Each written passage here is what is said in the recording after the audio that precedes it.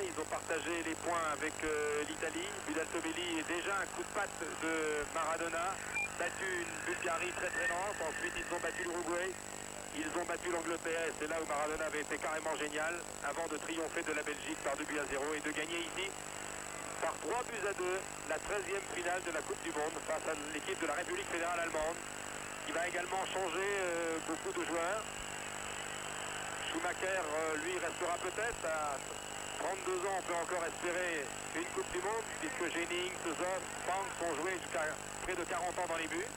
Beckenbauer a dit qu'il arrêtera en 88. Il a annoncé samedi qu'il n'entraînerait plus la sélection nationale après la Coupe d'Europe des Nations. Ça veut dire qu'il va aller encore 2 ans. Il va s'occuper de la sélection pendant 2 ans. Et pour la Coupe du Monde, c'est terminé.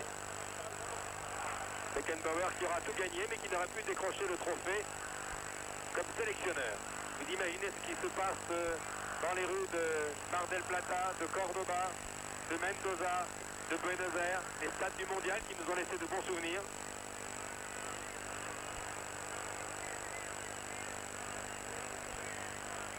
Et bien entendu des joueurs dont le box-office va monter. Celui de Maradona était déjà très haut, vous imaginez maintenant. Le box-office de la plupart des joueurs qui ont participé brillamment à la dernière partie du mondial est sérieusement monté. Alors Bernard, on parlait justement du championnat de France. Nous allons retrouver en France un certain nombre de joueurs que nous avons vus jouer ici. Oui. On va parler d'abord du Racing. Oui, du Racing de Francescoli, l'Uruguayen, qui a fait une impression extraordinaire dans une équipe peut-être pas très bonne, mais enfin qui avait donné bien du fil à retordre à cette équipe championne du monde d'Argentine. On va retrouver Liparty qui n'a pas joué aujourd'hui. Malheureusement peut-être parce que, et Roger sera d'accord avec moi, on avait fait ensemble le match Écosse-RFA, et ce jour-là, Liparty, qui jouait à la place de Rummenigge en milieu de terrain, un peu comme organisateur, avait apporté beaucoup de vitesse, d'inspiration à cette équipe allemande, qui avait très certainement fait contre l'Écosse son meilleur match. Vous me direz que l'Argentine n'est pas l'Écosse et que c'est peut-être plus facile de jouer contre l'Écosse que contre l'Argentine. Oui. Mais nonobstant, comme dirait l'autre, ce Liparty a du talent. Et quand on ajoute Stopira, puisqu'on nous a annoncé l'arrivée de Stopira, super Coupe du Monde. On se dit que le Racing va avoir également une très bonne équipe. Et quand on a vu jouer également hier l'équipe de France avec Vercruysse, Serreri, Tigana, on s'est dit que le président Bez à Bordeaux a eu la main bien heureuse aussi et qu'il va avoir une équipe fort complémentaire. Alors on va retrouver également le numéro 4 de l'équipe d'Allemagne, Foster, qui lui, on le savait avant la Coupe du Monde, va jouer à Marseille. On va retrouver également Boruchaga qui va rejoindre Nantes, qui a fait une Coupe du Monde magnifique. Nantes, et on en profite pour saluer José Touré, qui aurait été le grand absent de ce mondial et que les Bordelais retrouveront la saison prochaine. Oui, on peut penser que l'équipe de France avec José Touré aurait peut-être eu un plus, très certainement même eu un plus en attaque, mais enfin on ne va pas refaire l'histoire. Bien sûr. Encore une fois, bravo à l'équipe de France qui termine 3e de ce mondial. Et par rapport à ce qu'elle avait fait il y a 4 ans en Espagne, où certains avaient fait l'amour en disant finalement les Allemands. on avait battu l'Irlande du Nord et l'Autriche pour arriver en demi-finale. Là, les Français pour arriver en demi-finale avaient quand même battu le Brésil et l'Italie avant, plus l'Union soviétique qui faisait partie d'épouvantail. Donc c'est un très bon parcours que les Français ont réussi, même si finalement on a un peu de regret, une petite amertume, parce qu'on se dit que cette équipe de France aurait peut-être pu être là pour jouer cette finale de la Coupe du Monde avec un peu plus de réussite et surtout un peu plus de physique contre les Allemands, car ils en ont manqué. Helmut Kohl, chancelier allemand, qui félicite ses compatriotes, finalistes malheureux, les gardiens remplaçants, ils y ont tous droit, Elke Himmel, tous les joueurs allemands sont là. Monsieur Avalanche, le grand patron de la FIFA, M. Neuberger, Franz Beckenbauer, qui a droit à sa médaille également. Il connaît bien M. Neuberger, qui est le président de l'Union européenne de football. Franz Beckenbauer, une des dernières images de Beckenbauer au plus haut niveau. Il était un des plus jeunes sélectionneurs du mondial avec Henri Michel. Beckenbauer qui, avec une équipe moyenne, accolade avec M. Kohl, qui doit lui dire: mon cher Franz, vous n'avez rien à vous reprocher. Vous n'avez rien à vous reprocher avec une équipe qui était moyenne. Vous êtes arrivé en finale, c'est déjà une très belle performance. Le tour d'honneur maintenant des joueurs argentins qui sont partis saluer leur public là-bas.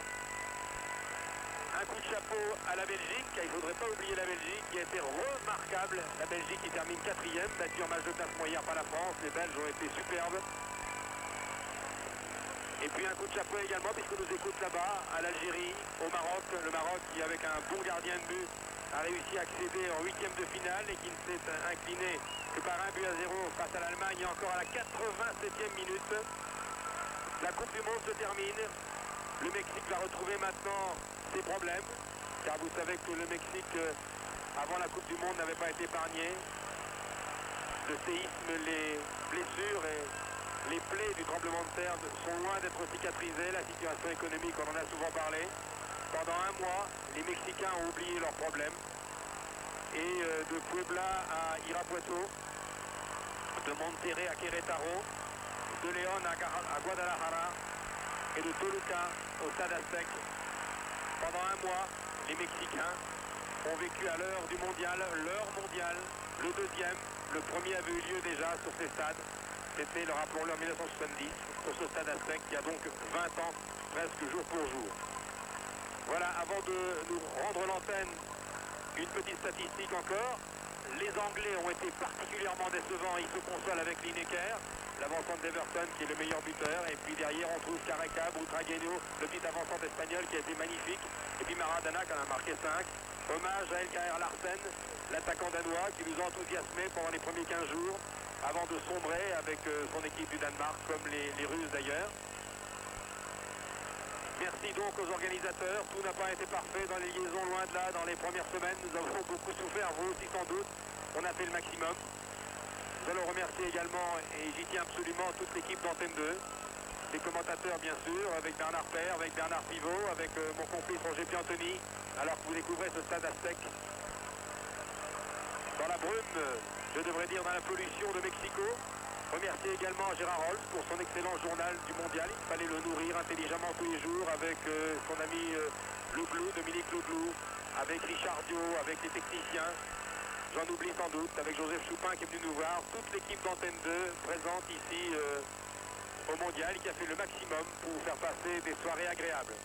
Nous allons vous remercier de votre aimable attention, vous rappelant une fois encore, ce sera le titre de la une du monde entier demain, que Maradona et son équipe, l'Argentine maradonesque, a dominé le mondial, a gagné ici au Stade Aztec la finale de la 13e Coupe du Monde face à l'équipe d'Allemagne. 3-2. C'était un reportage de la télévision mexicaine, de Televisa. Nous nous retrouverons dans 4 ans en Italie. Magnifique Coupe du Monde en perspective pour la 14e. Merci donc aux Mexicains de leur accueil chaleureux. Merci à vous tous de votre énorme attention. Vous avez veillé, paraît-il, très tard, si nous en jugeons par les sondages. Et vous avez suivi jusqu'à 2h, 2h30 du matin,